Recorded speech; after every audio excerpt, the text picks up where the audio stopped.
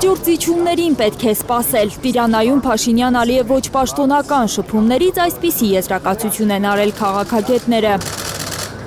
Մեկ ոտքի վրա, մեկ էլ սուրճի սեղանի մոտ։ Հայտնի չէ, թե ինչ են խոսել Փաշինյանն ու Ալիևը, որ վերջին անգամ հանդիպել են անցած տարվա հոկտեմբերին Կազանում ու ամենայն հավանականությամբ քննարկել հիմնականում տարածաշրջանային ուղիների ապաշրջափակման հարցը։ Մենք ուղղակի պետք է սպասենք հաջորդ դժբախտության։ Կամ լինելու է Զանգեզուրի կորիդորը, կամ լինելու է ադրբեջանցիների վերադարձը։ Հայաստանից 1000 ու մի պահանջ ունեցող Ալիևին Հայաստանի վարչապետն է Ալբանիայում սուրճի հրավիրել։ Ու սպասել նրան այնքան, մինչև Ալիևը ավարտի զրույցը գործընկերների հետ։ Երևանը նորից առաջին քայլն է արել երկարատև բանակցային դադարից հետո։ Ադրբեջանը հանել է իր պահանջը, որ լինի Միջանցք, հանել է իր պահանջը, որ ադրբեջանցիները հետ գան, որ արևմտյան Ադրբեջանն է։ Նա լուծարել է իր հեռուստատեսության կանալը, որը կոչվում է Արևմտյան Ադրբեջան։ Ոչ միայն հին պահանջները չեն վերացել, այլև նորերն է ավելացրել Բաքուն։ Իդեպ գրեթե այն րոպեներին, երբ Փաշինյանը լայն ժպտալով, Ալիևը քմծիծաղով շփվում էին, Ադրբեջանի արտգործնախարարության խոսնակը պահանջել է Հայաստանից բացի սահմանադրության փոփոխությունը, փոխել նաև զինանշանը։ Եթե դու այսպես խեղճուկ վիճակում, իսկապես խեղճուկ վիճակում ծնկերի վրա արդեն քանի տարի աղաչում ես, որ քեզ խաղաղություն տան, քեզ մենակ պահանջների ցուցակը երկարում է։ Ստացվում է Տիրանայում հանդիպումը նոր հնարավորություն է բացել Ադրբեջանի համար, առնվազն նոր պահանջների մասին հրապարակային խոսելու։ Իսկ Հայաստանի իշխանությունը, որ ուզում է մինչև մյուս տարվա խորհրդարանական ընտրությունները խաղաղության պայմանագիր ունենալ Ադրբեջանի հետ, հավանաբար դրան էլ առանձնապես դեմ չի լինի, մանավանդ որ Հայաստանի վարչապետն արդեն դժգոհել է Հայաստանի զինանշանից, համարելով, որ այն կապ չունի երրորդ հանրապետության հետ։ Այսինքն մենք էլի չոք պոլի վրայով իր հետևից գնում ենք։ Երևան-Բաքու խաղաղության պայմանագիրը ողջունել են Տիրանայում եվրոպացի պաշտոնյաները Փաշինյանի հետ հանդիպումների ժամանակ։ Անգամ Եվրամիության արտաքին գործերի և անվտանգության հարցերով բարձր ներկայացուցիչ Կայա Կալասը, որ ապրիլին մեկնեց Բաքու ու չեկավ Երևան, կարծիք է հայտնել, թե Երևանն ու Բաքուն շատ մոտ են համաձայնության հասնելուն։ Քաղաքագետների համոզմամբ Եվրամիությունը Հայաստանին նոր զիջումների է դրդում։ Դա դատարկ բառեր են, նույն բառերը մենք լսեցինք Ղարաբաղի պատերազմի ժամանակ, երբ որ ղարաբաղցիները խոստանում էին, որ խաղաղ ձևով կլուծվի հարցը, որ զինադադար կլինի, որ էթնիկ զտում ղարաբաղցիների արտագաղթ թույլ չեն տա, այդ նույն դատարկ բառերը ասվել են նրանց։ Հայաստանին ու Ադրբեջանին խաղաղություն ցանկացող եվրոպացիները գլխի վայր շրջված են դրել հայկական եռագույնը Նիկոլ Փաշինյանի ու Նիդերլանդների վարչապետ Հենդրիկուս Վիլհելմուս Մարիաս Խոուֆի հետ հանդիպման ժամանակ։ Հայաստանի կառավարության տարածած կադրերում մոնտաժվել է այդ հատվածը, գլխի վայր շրջված հայկական դրոշը տարածել են ադրբեջանական կայքերը։ Լիլիթ Սարգսյան, Արմեն Ապրեսյան, Հայլուր։ Աշխատանքային այցով Իրանում գտնվող Հայաստանի Հանրապետության անվտանգության խորհրդի քարտուղար Արմեն Գրիգորյանը Թեհրանում հանդիպել է Իրանի արտգործնախարար Աբբաս Արաղչիի հետ։ Քննարկման թեմաների մասին Գրիգորյանը անվտանգության խորհրդի Facebook-յան էջում է գրել. Ներկայացրել եմ Հայաստանի եւ Ադրբեջանի միջև հարաբերությունների կարգավորման գործընթացի վերջին զարգացումներն ու Հայաստանի կառավարության կողմից իրականացվող ջանքերը։ Կարևորել ենք խաղաղության պայմանագրի ստորագրումը։ Արաղչին ընդգծել է Իրանի հստակ դիրքորոշումն ու աջակցությունը Հայաստանի տարածքային ամբողջականությանն ու ինքնիշխանության անձեռնմխելիությանը։ Անդրադարձ ենք կատարել տարածաշրջանային անվտանգային իրավիճակին եւ ընդգծել կայուն ու հարատև խաղաղություն ունենալու անհրաժեշտությունը, գրել է Հայաստանի անվտանգության խորհրդի քարտուղարը եւ հանդիպումից երկու լուսանկար հրապարակել։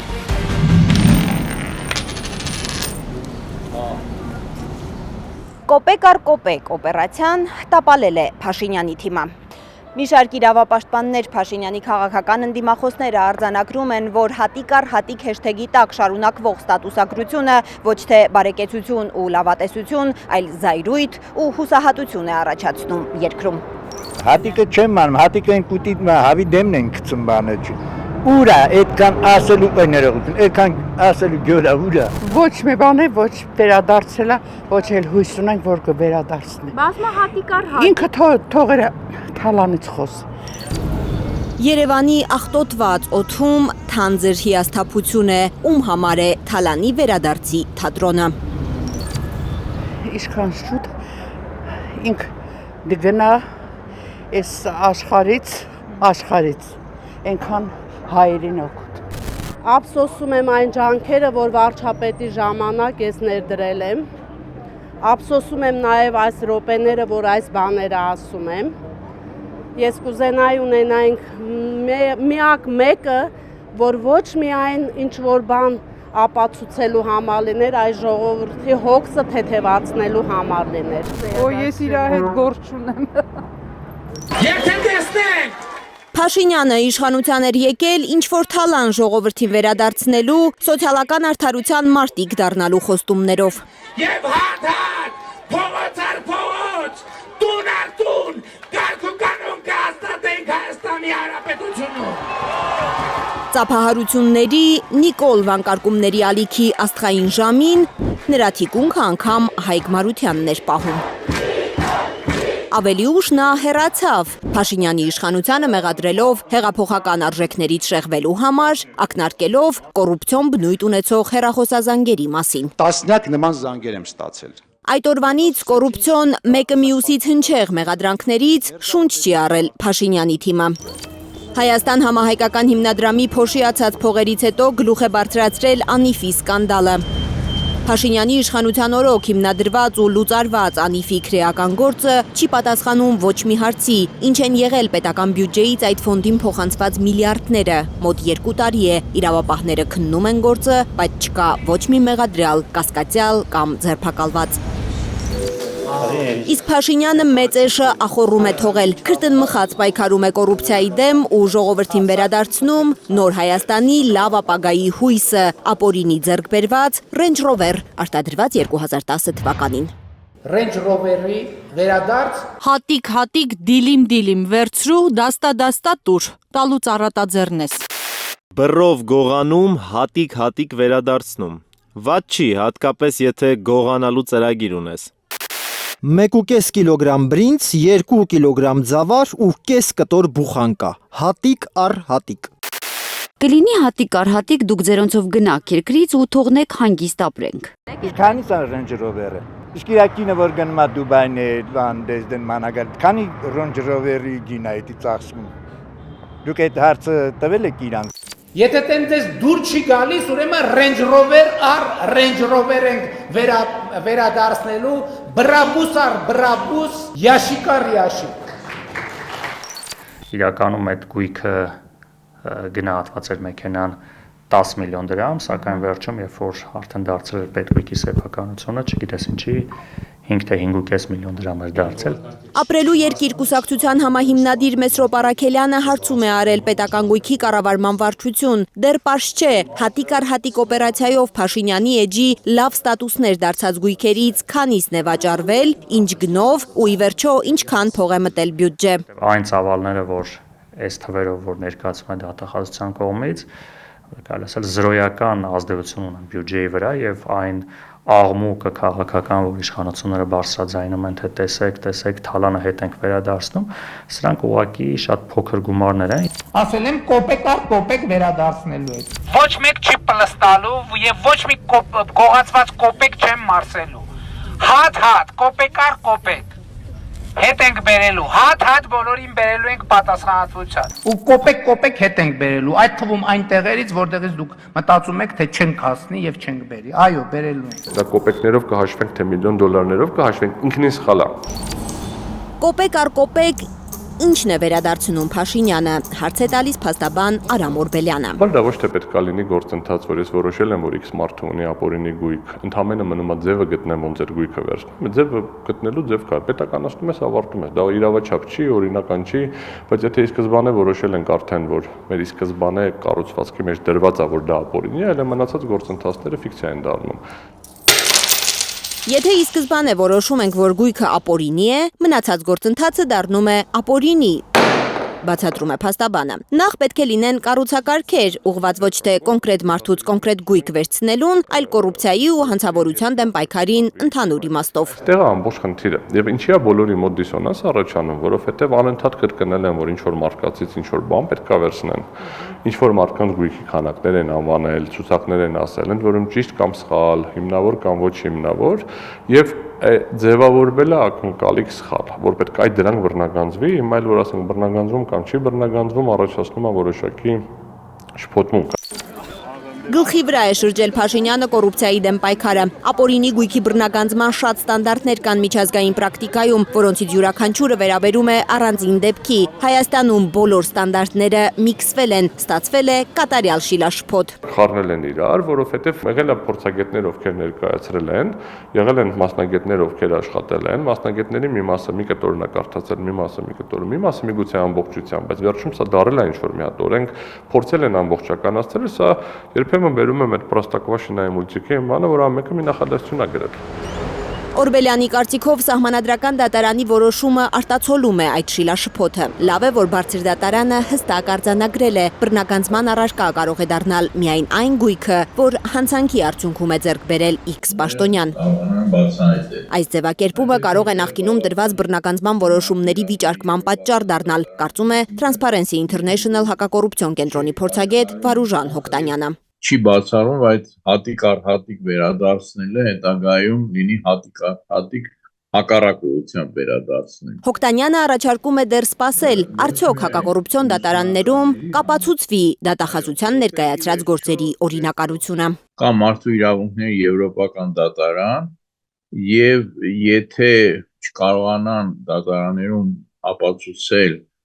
որ դա եղել է կոռուպցիոն հանցագործության հետևանք, եւ ընդ որում այդ հանցագործություններն էլ կատարվել են պաշտոնավարման տվյալ նախկին պաշտոնյայի պաշտոնավարման տարիներին, ապա լուրջ խնդիրներ կառաջանան։ Իրենց բարերով Խնդիրներ կառաջանան ամեն դեպքում, վստահ է փաստաբան Արամ Օրբելյանը։ Մի որոշ ժամանակ առաջ հրապարակվեց, որ 1.5 միլիարդի արգելանք դրված գույք կա Հայաստանում։ Այսինքն այդ գույքերը ներդրում հնարավորություն չեն ստեղծում։ Ինչ որ գույքեր հատիկ առ հատիկ հետ բերելու ճանապարհին Փաշինյանը զրոյացնում է երկրի ներդրումային գրավչությունը, չլուծելով ոչ մի խնդիր, չնպաստելով անգամ մարդկանց ընդհանուր բարեկեցության բարձրացմանը։ Այս գործընթացը ինքնին այն ձևով ինչով արվում է, բացառապես քաղաքական նպատակի հետապնդում։ Նպատակը ժողովրդի մոտ քարոզչական էֆեկտ ստանալն է։ Ապրելու երկիր կուսակցության համահիմնադիր Մեսրոպ Արաքելյանը վստահ է, Փաշինյանը վերադարձել է Թալանը հետ բերելու մաշված թեզին, որովհետև ձախողել է իր քարոզչական ամենաամուր կռվանը։ Մենք խաղացան դարաշրջան կար, հետո խաղացան պայմանագիր, խաղացան խաչմերուկ, վերջին շաբաթներին պարբերաբար կրակոցները սահմանին, նաև գետնի վրա են փակում խաղացան մասին որևէ պատկերացումներ։ 2026 թվականի ընտրություններին Փաշինյանը չի կարողանալու խաղաղություն խոստանալ։ Ու քանի որ բոլոր ոլորտները ձախողել է, ինչպես պնդում են նրա քաղաքական ընդդիմախոսները, ստիպված է լինելու մարտի նետվել նախկինների, սևերի, Թալանի, նախահեղափոխական լոզունգներով։ Դա է լինելու նրա քարոզչական վերջին փամփուշտը, որը չի կրակելու, վստահ է Մեսրոպ Արաքելյանը։ Հիմա բայց այդ մարդկանց Թալանը վերադարձնում ենք, ապրեք, բայց ինչ է ժողովուրդը ավելի վատ ապրում։ Ինչի են փոքր բիզնեսի հարկերը բարձրանում, ինչի են գույք հարկը բարձրանում, ինչի է այդքան գնաճ, չէ, ինչ են ասենք բիզնեսներ փակվում, չէ մարդիկ արտագաղթում, ինչի չեն բարձրանում թոշակները, նպաստները, աշխատավարձերը։ Եթե ժողովուրդը տեսնում է, որ այդ ամենի արդյունքում իր բարեկեցությունը չի փոխվել, այդ ամենի արդյունքում, եթե չի տեսնում արդարության վերականգնում, այսինքն շատ լավ նախկինները մեղավոր են, իսկ ներկաները չեն անում այսօր նույն բանը, ինչ որ նախկինները, եթե այդ ամենը չի տեսնում, դա վահի չի ազդում։ Այդքան բան, ինչպես մենք տեսանք, ասենք մարտի 30-ի ընտրություններին համապատասխան համայնքներում։ Գյումրիում ու Փարաքարում ընտրություններից առաջ Փաշինյանը Թալանի քարոզչական փուչիկը փչելու մի փորձել էր արել։ Դուրս են եկել իրենց գողացված գույքերը պաշտպանելու վերջին կռվին եւ վերջին ճակատամարտին։ Գյումրիում էլ, Փարաքարում էլ պայթել էր քարոզչական փուչիկը։ Ես վերջին Բայց դրա փոխարեն մի նոր բան մտածել դեռ չի կարողացել Փաշինյանը։ Եթե մտածած լիներ, կհրաժարվեր հատիկ առ հատիկ օպերացիայից, վստահ են նրա քաղաքական ընդդիմախոսները։ Եվ այս ընտրությունները Փաշինյանը դեռ Գյումրիի ընտրություններից առաջ էր լղոզում Թալանը կոպեկ առ կոպեկ բյուջե վերադարձնելու մասին հարցերի պատասխանները։ Որովհետև գողացածը մի տեղ չի։ Հայտարարում էր, թե մի տեղում չէ գողացվածը, որ գնան ու հետ բերեն։ 7 տարի անցել է, 7 տարվա ընթացքում, ինչ ասեմ, կարելի է որ ամբողջ Հայաստանի գույքերը մի քանի անգամ բռնագանձել հետ բաժանել։ Որ մենք տգետ ենք։ Փաշինյանի այս դարակազմիկ խոստովանությունն է խնդրի էությունը, կարծում է Մեսրոպ Առաքելյանը։ Կոպեկների դիմաց ժողովրդից քվե պոկել է փորձում մի մարդ, որ հրաժարվել է Արցախից իր պետական կառավարման համակարգով ու բնական հարստություններով։ Երևանի օդում չձևակերպված հարց կա, երբ ու ով է հայ ժողովրդին վերադարձնելու Արցախը 6000-ից ավելի պատմամշակութային հուշարձաններով, մի ամբողջ երկիր, պատմությամբ, գերեզմաններով, հիշողություններով։ Լարա Առաքելյան, Նորայր Շարբաթյան, Անի Ղանդիլյան, Հայլուշ։ Լորիում ուրբաթ դաժանաբար սպանված 29-ամյա երիտասարդի սպանությունը բացահայտվել է ըստ ներքին գործերի նախարարության Լոռու մարզի Մեծ Պառնի գյուղից Կատնաջուր գյուղ տանող ճանապարհին մի խումբ երիտասարդների կենցաղային հարցերով պարզաբանումները վերածվել են ծեզգրտուքի։ Այդ ընթացքում մասնակիցներից 28-ամյա երիտասարդը, որը Մեծ Պառնի գյուղի բնակիչ է, քարով, ապա դանակով հարվածներ է հասցրել 29-ամյա Արսեն Կիրակոսյանի մարմնի տարբեր մասերին։ Կիրակոսյանը տեղափոխվել է Սպիտակի բժշկական կենտրոն։ Մեծ Պառնի 28-ամյա բնակիչը եւ միջադեպին մասնակցած մի խումբ անձինք ձերբակալվել ու ներկայացվել են տարածքային քննչական բաժին։ Հանգամանքները պարզվում են նախաքննությամբ։ Արյունոտ անձեռոցիկներ ու ապակու փշուրներ են դեպքի վայրում։ Ուրբաթ 15:40-ին այստեղ Եռաբլուրի հարևանությամբ է համար 23 երթուղու ավտոբուսը վթարի ենթարկվել։ Մոտակա բենզալցակայանի գովազդային վահանակը պոկվել է, էլեկտրասյունն էլ, որին բախվել է երթևեկելի գոտուց դուրս եկած ավտոբուսը, տապալվել է։ Խոշոր վթարի հետևանքով տուժել է 8 մարդ, մեկը երեխա է, առողջապահության նախարարությունից Հայլուրին հայտնում են, որ տուժած բոլոր քաղաքացիները, այդ թվում երեխան, հիվանդանոցից դուրս են գրվել։ Հայլուրի տեղեկություններով երեխայի առողջական վիճակը բավարար է գնահատվել։ Դեպքի վայրին մոտ գտնվող բենզալցակայանի աշխատակիցները պատմում են, որ իրենք ոչինչ չեն տեսել, ներսում են եղել, միայն բարձր ձայներ են լսել ու երբ դուրս են եկել, ավտոբուսն արդեն վթարված է եղել։ Վարորդի ինքնազգացողությունն է հավանաբար վատացել։ Ենթադրում են քաղաքային ավտոբուսների շատ վարորդներ, որ խուսափում են տեսախցիկի առաջ խոսել։ Պնդում են, որ Ժոնգ-Թոնգ մակնիշի ավտոբուսների արգելակները շատ լավ են աշխատում, բայց կան վարորդներ, որ անանուն մնալու պայմանով պատմում են, ավտոբուսները տեխնիկապես սարքին չեն ու շատ վթարների դեպքում ամենևին էլ վարորդը մեղավոր չի լինում։ Երևանցիներից շատերը գոհ են վարորդների աշխատանքից։ Մինչև հիմա հանդիպած վարորդները, ինձ հանդիպած վարորդները շատ կաշկապա, նորմալ, իրենց լավ են դրսևորել, արագություններ շատ նորմալ, ամեն ինչ նորմալ։ Վտանգ չեմ զգացել, էլի որ արագն է վախենամ։ Վթարից մեկ օր անց դեռ պարզ չէ համար 23 երթուղին սպասարկող ավտոբուսի վարորդի ինքնությունը։ Երևան ավտոբուսից Հայլուրին խոստացել են երկուշաբթի պարզել իրենց աշխատակցի անունը։ Քննչական կոմիտեն Հայլուրին հայտնում է, որ դեպքի առիթով նախաձեռնվել է քրեական վարույթ։ Ըստ նախնական վարկածի, վթարից առաջ վարորդի ինքնազգացողությունն է վատացել։ Լանա Համբարձումյան, Միլենա Պողոսյան, Արմեն Ապրեսյան, Հայլուրի համար։ Այստեղով անցել է 27-ամյա երևանցի Էդգար Ղ-ի BMW X6-ը։ Կեսգիշերն անց ժամը 2-ի սահմաններում բարձր ձայնից են արթնացել Արամի փողոցի 27/1 շենքի բնակիչները։ Պատշգամբ են դուրս եկել, տեսել, որ ամենագնաց է կողաշրջվել իրենց շենքի տակ։ Արդեն աշկերս փակում էի, գմ-դմ բան, ասի էլի ընկան, որտեղ մի 30 քանի տարի առաջ էլի տենց ինչ-որ մի հատ դեպք եղել։ Դեմիրճյան փողոցի նրբանցներից մեկում բարձր արագությամբ է սլացել BMW-ն, չի հասցրել շրջադարձանել նեղիկ ճանապարհին, 2.5 մետր բարձրությունից թռել է հարևան շենքի ետնամասի ծառերի թփերի վրա։ Միջին բարձրության 2 ծառ արմատախիլ է արել։ Անկամ ստեղ ընկավ, նայեցի հասկացա, որ վերևից երևի եկել է, մտածել աղուր ճանապարհ, չի թեքվել, բայց հարկ ասում ոնց որ լույս բան չէր։ Սարսափահաս բնակիչները լսել են, որ ոստիկանները հետապնդել են BMW-ի վարորդին։ Էդգար Ղ-ի հետ մեքենայում նաև եղել է 23-ամյա իսպանուհի Մուլետ Ջեսիկան։ Նրանց մեքենայից դուրս են բերել առաջինը օգնության հասած շենքի բնակիչները։ Մարմնական վնասվածքներով 23-ամյա աղջիկն ու 27-ամյա տղան շտապ օգնության մեքենայով տեղափոխվել են առաջին համալսարանական հիվանդանոց։ Ես ձեներ էի լսում ներքևից, որ ասում էին 3 հոգի մարդ կա ներսը, բան, բայց չէին կարող հելնեին մեքենա։ Իրանց ընդհանրապես հնարավոր չէ, ոնց են հարել, ես չեմ այդ բանը չեմ պատկերացնում։ Արամի փողոցի հայ-իսպանական կրքերը այսքանով չեն ավարտվել։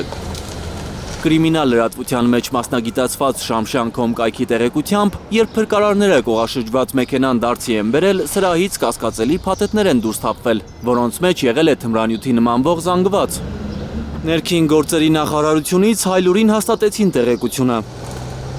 Կասկածելի փաթեթներն ուղարկվել են փորձաքննության, հայտնում են քննչական կոմիտեից։ Քրեական վարույթ է նախաձեռնվել 342-րդ հոդվածի առաջին մասով։ Ճանապարհային երթևեկության անվտանգության ապահովմանն ուղղված պահանջները կամ ճանապարհային երթևեկության տրանսպորտային միջոցների շահագործման անվտանգությունն ապահովող կանոնները խախտելը, որը մարդու առողջությանն անզգուշությամբ պատճառել է ծանր կամ միջին ծանրության վնաս։ Էդգար Ղուշչյան, Առաքել Օհանյան, Հայլուր։ Մի հոգեբաներ են իրանց հետ խոսում։ Այս փրկարարների ծառայություններից են վերողարկել հոգեբաներին, որ օգնեն ընտանիքին, թե երեխեքին, թե ծնողներին։ Մարմարիկի 3-րդ փողոցից չի հեռանում փրկարար ծառայության հոգեբանական աջակցության ավտոմեքենան։ Հոգեբաններ են եկել 2-ամյա Տիգրանի տուն, փորձում են օգնել արդեն 14 օր կորած համարվող փոքրիկի ծնողներին, քրոջը։ Ինքը հասկանում է, ինքը գիտի, որ ապերը չկա։ Մնում եք մի լացում ուրատիկում։ Տիգրանի պապը Վոլոդյան հույսը չի կորցնում, թորը գտնվելու է, բայց երբ, ինչ վիճակում, չգիտի։ Աչքի առաջ մեքենաների կողքին խաղացող փոքրիկն է, մի քար ոտքի տակ, այս ու այն կողմ է տանում։ Մեր հետ են էլ, մենք էլ ենք տղուս հետ ընդե ավտոյին սարկում։ Հերը ասաց,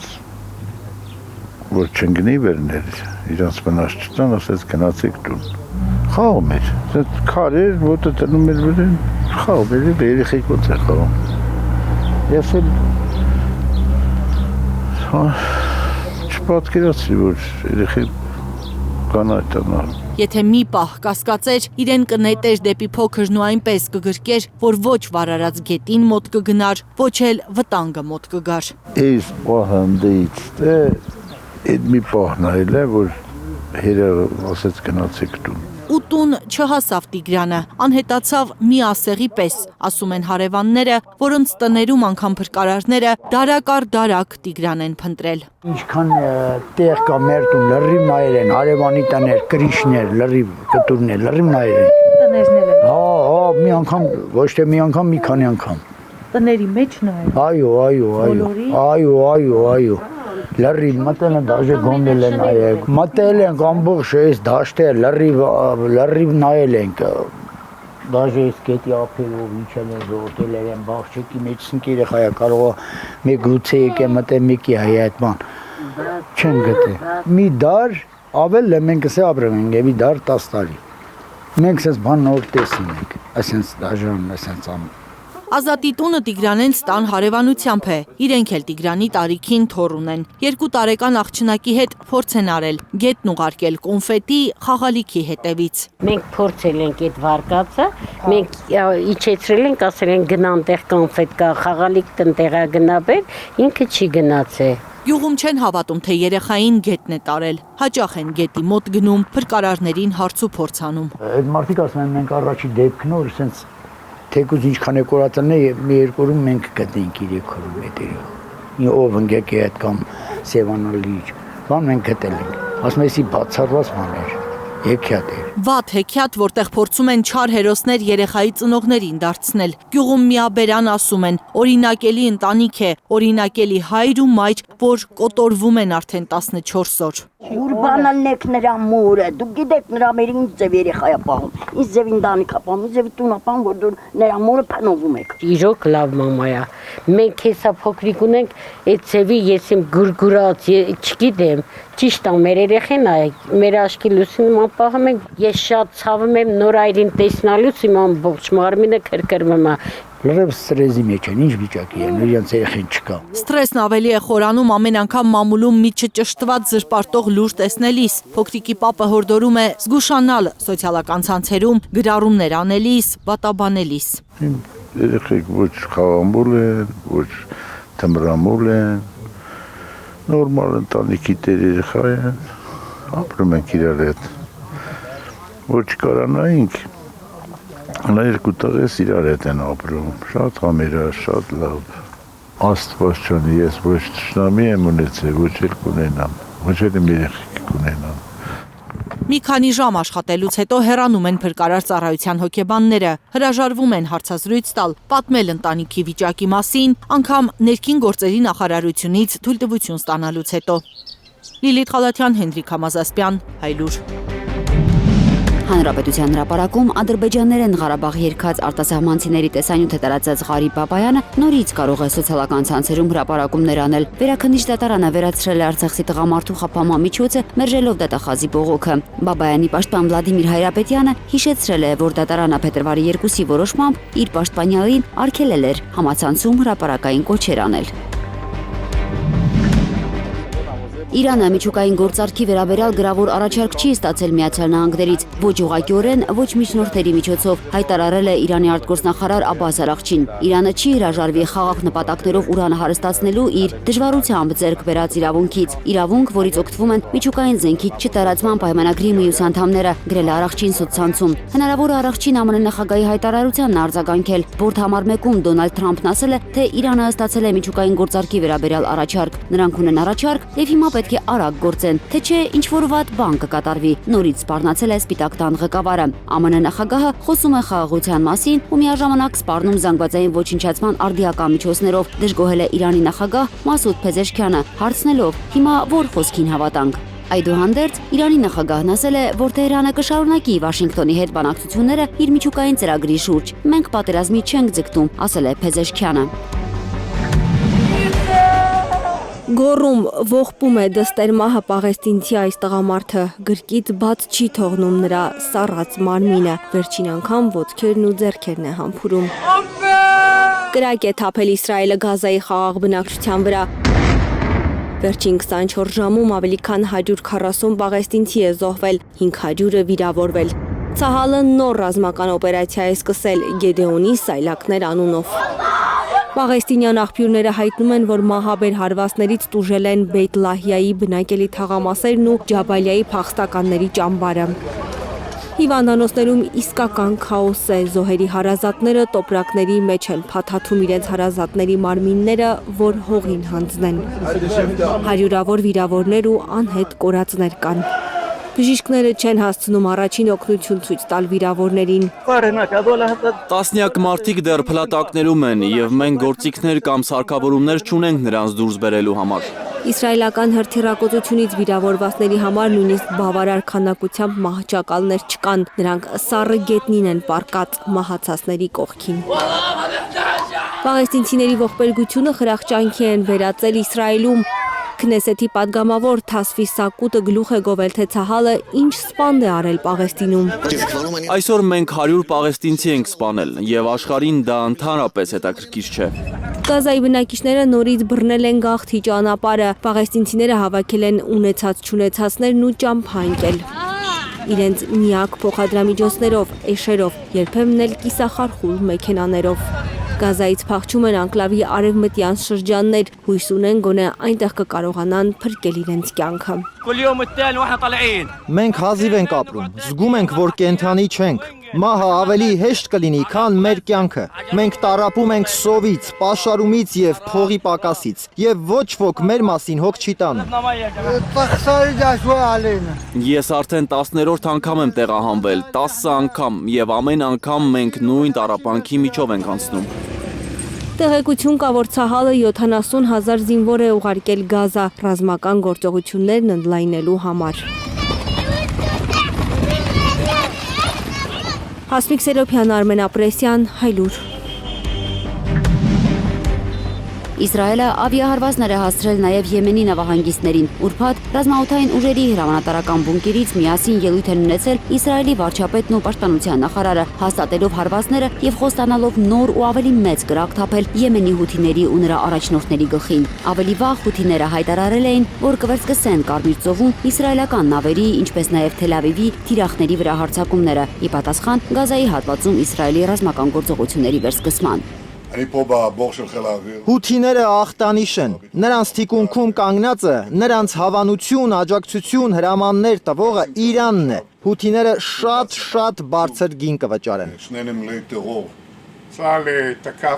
Եթե հութիները շարունակեն հրթիռակոծել Իսրայել պետությունը, մենք լուրջ վնաս կտանք, նաև նրանց առաջնորդները կտուժեն։ Մենք սեփական ուժերով շարունակելու ենք մեր երկրի պաշտպանությունը ցանկացած թշնամուց։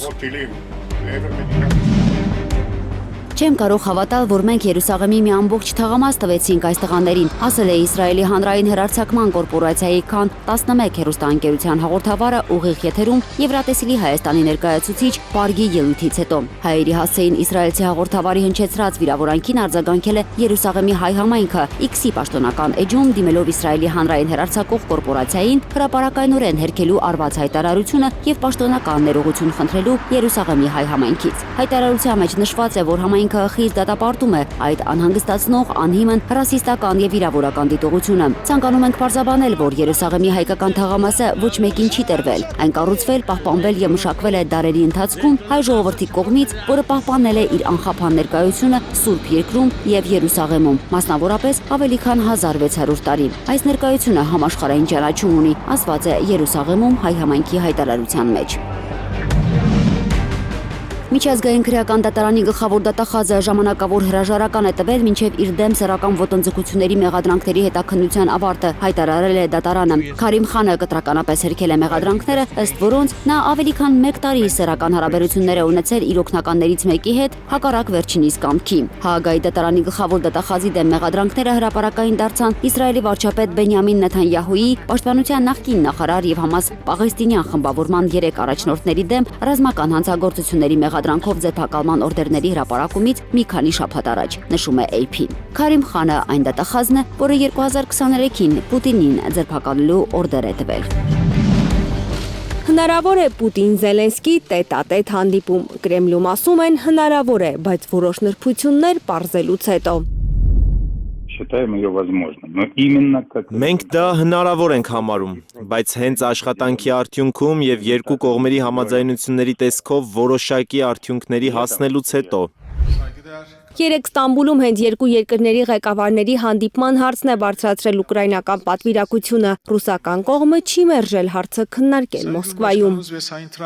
Ամեն դեպքում կիսատ է մնացել Ստամբուլյան հանդիպումը։ Երկու կողմն էլ հույս ունի, որ բանակցությունները կշարունակվեն։ Հստակ համաձայնության են եկել միայն գերիների փոխանակման շուրջ 1000-ը 1000-ի դիմաց։ Հաջորդ շաբաթ տեղի կունենա փոխանակումը։ Ըստ պաշտոնական աղբյուրների ուկրաինական կողմին է հանձնվել զոհված զինծառայողի 999 աճյուն, ռուսական կողմին 34 աճյուն։ Կիևը դժգոհ է։ Ստամբուլյան բանակցությունների ժամանակ ռուսները մի շարք անընդունելի պահանջներ են ներկայացրել իրենց թիմին։ Ուկրաինայի արտգործնախարարության ներկայացուցչի խոսքով Կիևը պետք է մանրամասն ուսումնասիրի Ստամբուլյան քննարկումները, հետո գնահատական տա դրանց։ Ըստ արևմտյան լրատվամիջոցների Պուտինի ուղարկած բանագնացները ավելի անիրատեսական պահանջներ են հնչեցրել, քան նախկինում։ Ռուսաստանը պահանջել է, որ Ուկրաինան չեզոք կարգավիճակ ունենա, երկրի տարածքում չլինի որևէ օտարերկրյա զինվոր կամ զանգվածային ոչնչացման զենք։ Կիևը որևէ փոխհատուցում չպետք է պահանջի Մոսկվայից, իսկ Ղրիմն ու պատերազմի ընթացքում Ռուսաստանին անցած 4 շրջանները ճանաչի ռուսական տարածքներ միջազգային մակարդակով։ Ռուսական դիրքորոշումն ակնհայտորեն անընդունելի է, եւ սա առաջին դեպքը չէ։ Մենք շարունակելու ենք գործել միասին։ Այն, որ ռուսական կողմի դիրքորոշումն այս բանակցություններում կոշտ էր, չեն ժխտում անգամ իրենք ռուսները։ Ռուսական պատվիրակության ղեկավարի խոսքով այդպես չէր լինի, եթե Կիևը համաձայներ խաղաղության առաջարկին 2022 թվականին, երբ ռազմական գործողություններից ընդամենը 4 օր անց կողմերը բելառուսական Գոմելում առաջին անգամ ուղիղ բանակցություններ սկսեցին։ Ժամանակը նախկինում դանդաղ էր ընթանում, հիմա ամեն ինչ շատ ավելի արագ է։ Գիտեք, Բիսմարկը, որ երկար տարիներ դեսպան էր Սանկտ Պետերբուրգում, շատ լավ ռուսերեն գիտեր եւ ընդհանուր առմամբ զգում էր Ռուսաստանը։ Հասկանում էր Ռուսաստանը, հասկանում էր Ռուսաստանի եւ Գերմանիայի ընդհանուր շահերը։ Միշտ ասում էր. երբեք մի փորձեք խաբել ռուսներին եւ ինչ որ բան գողանալ նրանցից։ Ժամանակը կանցնի, վաղ թե ուշ ռուսները միշտ գալիս են իրենցի հետևից։ Ահա, ռուսները միշտ գալիս են իրենցը վերցնելու։ Գոմելում Մոսկվան պահանջում էր Կիևից հրաժարվել ՆԱՏՕ-ին անդամակցելու հավակնությունից եւ ճանաչել Ղրիմը որպես Ռուսաստանի մաս։ Կիևը ուզում էր Ուկրաինայից ռուսական զորքերի լիակատար դուրսբերում եւ տարածքային ամբողջականության ճանաչում։ Հետո կողմերը հանդիպեցին Բրեստում ու նույն թվականի մարտի 29-ին Ստամբուլում։ Թվում էր համաձայնության են եկել Թուրքիայում, բայց ամեն ինչ տապալվեց, երբ ուկրաինական կողմը հրաժարվեց ստանձնած պարտավորություններից։ Բանակցային այս քաոսի մեջ ռազմական գործողությունները նույն ինտենսիվությամբ շարունակվում են։ Ռուսաստանը վերահսկողության տակ է վերցրել Դոնեցկի Ալեքսանդրապոլ բնակավայրը։ Այսօր առավոտյան էլ ռուսները Սումիում հարվածել են ուղևորատար ավտոբուսի, ինչի հետևանքով 9 մարդ է զոհվել, 4-ը վիրավորվել։ Հասմիկ Սերոփյան, Հարություն Մաթևոսյան, Հայլուր։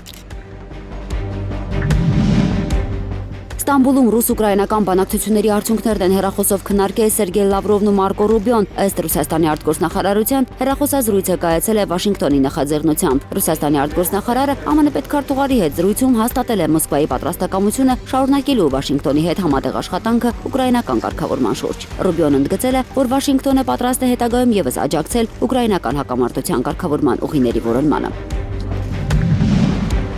Լեռնային Ղարաբաղի շուրջ խաղաղ երկխոսությունն առաջ մղելու նպատակով Արցախի նախագահի հետ հանդիպել է Շվեյցարիայի ազգային խորհրդի անդամ Էրիխ ֆոն Տոբելը։ Ինչպես գիտեք, Շվեյցարիայի դաշնային ժողովի վերին պալատը ընդունել է Լեռնային Ղարաբաղի հայերի վերաբերյալ բանաձևի նախագիծ։ Փաստաթուղթը Շվեյցարիայի իշխանություններին կոչ է անում ստեղծել հարթակ Լեռնային Ղարաբաղի եւ Ադրբեջանի ներկայացուցիչների երկխոսության համար։ Նախաձեռնության նպատակն է ապահովել բռնի տեղահանված արցախահայության անվտանգ, հավաքական եւ արժանապատիվ վերադարձը իրենց պատմական հայրենիք։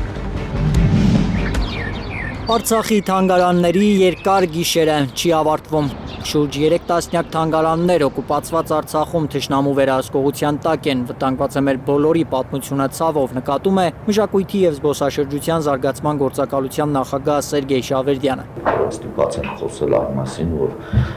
շուրջ 30 թանգարանային եւ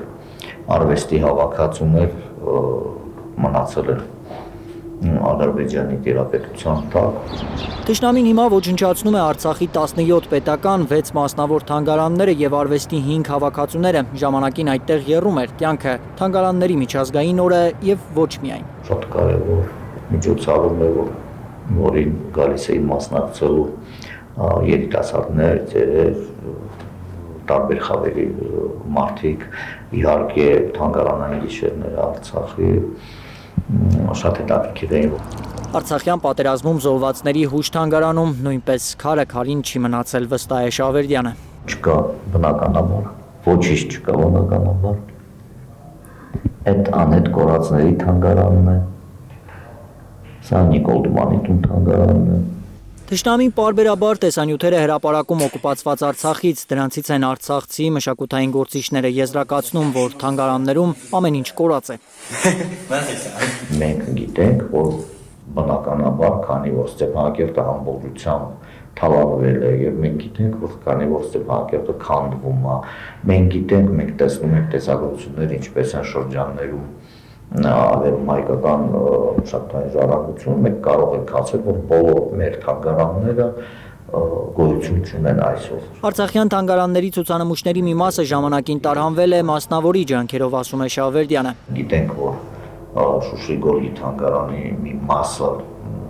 տարհանվել է մասնավոր անձերի միջոցով, մի որոշակի նյութեր թանգարանային էլի մասնավոր անձերի միջոցով հաջողվել է ժամանակ փրկել ու ցավոք սրտի մենք ոչ միայն թանգարաններն են կորցրել այդ ժամանակ, այլ նաև թանգարանային հավաքածուների